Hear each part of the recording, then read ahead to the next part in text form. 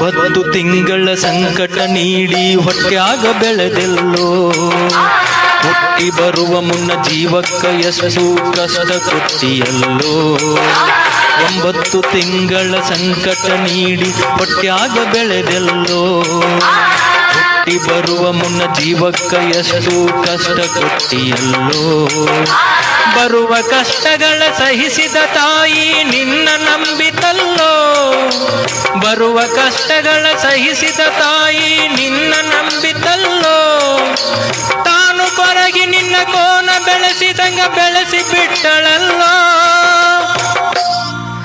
ಒಬ್ಬ ಮಗ ನೀ ಆಸರಾದಿ ಅಂತ ತಾಯಿ ತಿಳಿದಿತಲ್ಲೋ. ಜೀವ ಇಟ್ಟಿತ್ತು ನಿನ್ನ ಮ್ಯಾಲೋ.